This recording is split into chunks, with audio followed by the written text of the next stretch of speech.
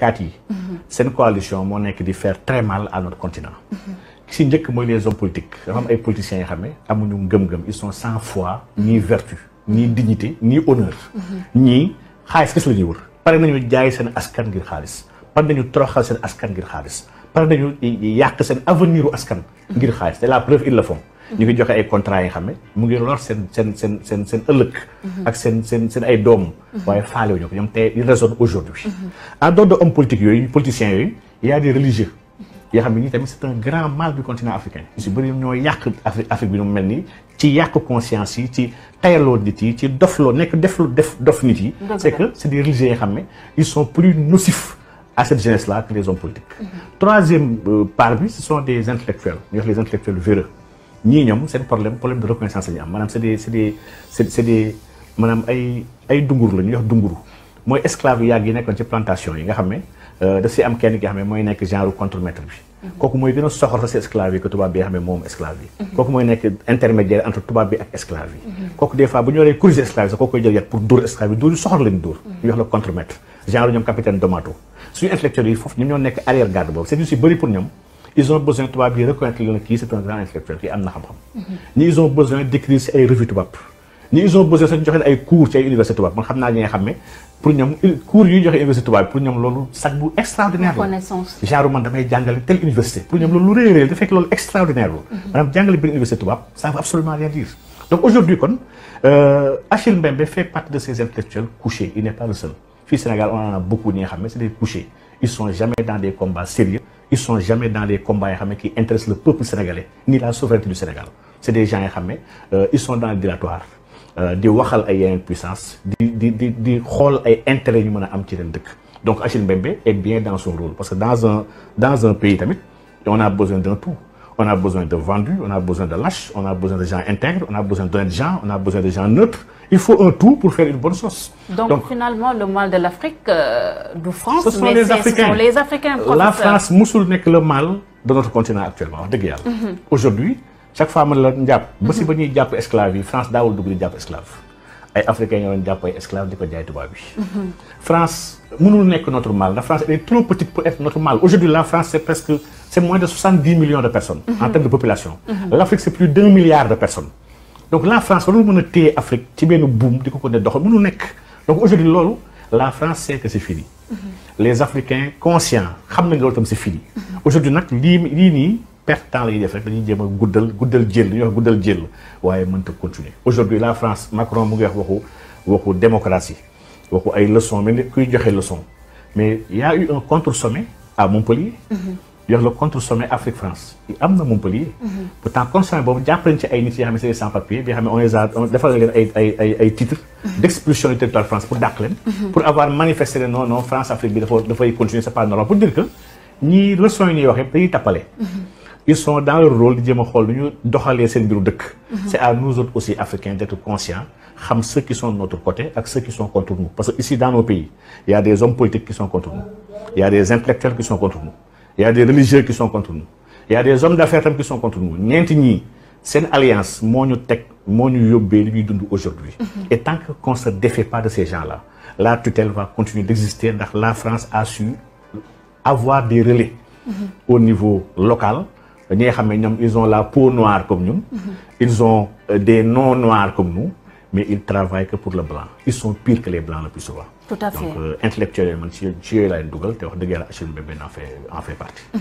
ak si contexte bu xaw a particulier bi nga xam ne organisé nañ ko sommet bi bu ñu xoolee aussi kaddu yi nga xam ne Emmanuel Macron yëkkati na ko teg ko si ndodd gouvernement bu réew Mali ak retrait yi nga xam ne def na ko par rapport ak base militaire beeg yooyu noonu est-ce que mën nañu wax ne foofu aussi benn séance de rattrapage rek wala sax de positionnement vis-à-vis du Mali nga xam ne mën nañu jàpp ne fu mu toll nii foofu Russie teg na fa tànk bu baax. waaw la France da ne sommet bi dafa ñëw sax sauver ko sommet bi dafa am solo trop. ndax aujourd'hui il y a des frictions diplomatiques entre la France ak beaucoup de pays. Algérie ci la bokk Mali ci la bokk il y a des pays yoo xam ne il y a des frictions aujourd'hui yu am entre France ak dëkk yooyu. peut-être su woote woon sax sommet ne mboolem président yi kaay leen mun na am ay présidents yoo xam dañuy bañ ñëw. te loolu dafay xaw a oyofal un peu statut. d'un sommet bi nga xam ne France ak tout le continent africain. donc man dama jàpp ne Macron a eu une tribune gracieusement offerte pour me prononcer sur la position de la France par rapport à tous ces problématiques-là. Les enjeux sécuritaires, les enjeux géopolitiques, les enjeux monétaires. On lui a donné en tout cas libre cours avec la complicité, je vais dire, sans leur inconsciente, une complicité inconsciente de ces pépites-là, on les a utilisés pour gagner positionner la France, et gagner ragler la France. Là, si on les sommets, c'est un coup, la France sort gagnante. Tout à fait. Macron sort vraiment grand.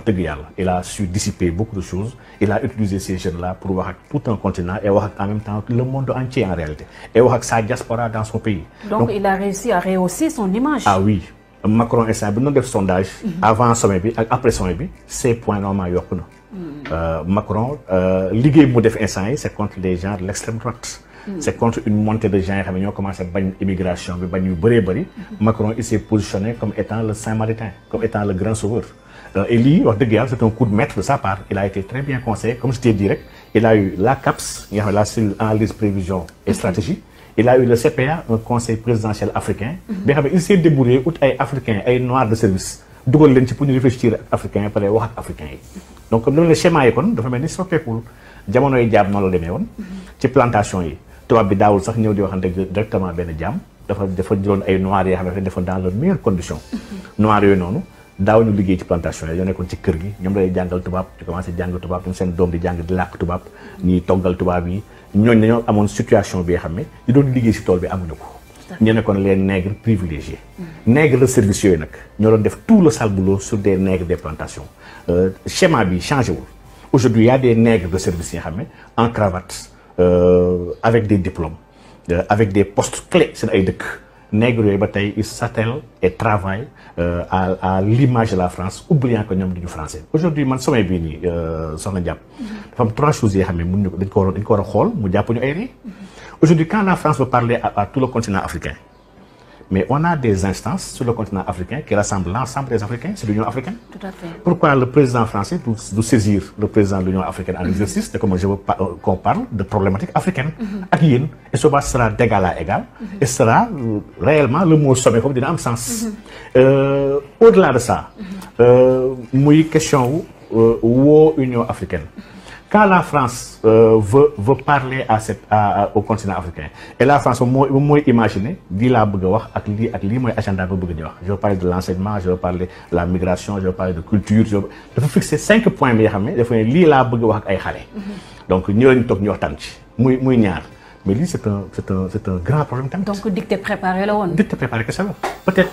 Réellement xalé li ñu koy wax exactement la xamul woon mais xalé li ñu wax yëpp génnul li mu préparé pare avec son rapport xamoon nañu pare li ñu war a waxtaanee changer ay tur ak nangam ak nangam moom France mu jël ay dogal jël ay encore une fois des promesses comme il a l'habitude de le faire mais promesses yi tamit il faut ñu comprendre la France dëkkam moom si yoom sax daf ko tëx bu bëgg tubay. Tout à fait. La France dëkkam 66 millions et quelques de personnes lañu mënul régler les problèmes économiques de son propre pays. Cette France-là, moi, je veux africain pour dire les problèmes. C'est que c'est absurde en réalité. Donc, ce n'est pas à sa première tentative. Il n'y a même pas un an, la France convoquait le président du G5 Sahel pour nous avoir un enjeu sécuritaire. La sécurité dans le Sahel. France, où tous les présidents, les 5 présidents, nous ont fait en France. Aujourd'hui, qu'est-ce qui se passe dans le G5 Sahel? Il y a des crises au Mali, comme tu viens de le dire. Crise Mali, le Mali, nous l'avons fait régler de manière unilatérale. Pourtant, il faut être dans un groupe bien ramé avec 5 autres États. Le Mali a le droit de décision sans concerter avec les deux. Mais le Mali, unilatéralement, a la décision de la Russie. Donc, même le G5 Sahel, sécurité aux Anglais, mais France, la France est incapable de faire bénéficier. La France a le Mali.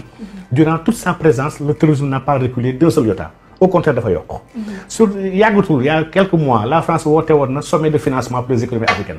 Aussi, nous avons talibé bu baax bi rek talibé bu sell bi Alaaji Macky Sall talibé bu sell Macron la aussi ñoom ak ñoom sikkee di yeeg ñun ñëpp mais bu ñuy wax da nga xam ne ñii comme ay xale yu taxaw seen kanamu kilifa maanaam dañoo mujjee ñàkk fayda ci kanamu Macron di wax ci waxu financement dëkk bi nga xam ne moo le problème avec le Covid les crises post-Covid en France sur l'économie on voit les statistiques gis nañ lépp mais la France a très mal elle a subi de plein fouet le Covid.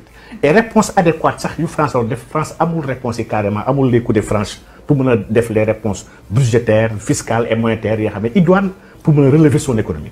France boobu moo taxaw woo gars yi leen kaay ma xool leen financement pour les économies africaines encore léegi on appelle les jeunes leen kaay ñu waxtaan pour jéem a régler les problèmes du continent africain ngeen may aider après on va mettre un fonds d'innovation pour la démocratie nga xam ni France ba tey daf ñu jàppee ay dof rek en réalité dañu jàppee ay dof mais nag la jeunesse consciente et debout tappale yi nii yóbbaale wu ko ñoom ils sont conscients des enjeux on sait que le travail se passera ici sur le continent africain on y travaille la conscientisation de masse mu ngi am heure bu mu demee ba jot des révolutions vont s'opérer et on n'aura besoin ni de l'aide de la France ni de celle des États-Unis ni de beneen autre puissance bu ma ti doon ndax on a les moyens matériels humains scientifiques et financières de mener notre pays à bon port. Mais professeur man leen moo ma jaaxal on parle souvent de la France mais comme ni nga koy waxee rek y a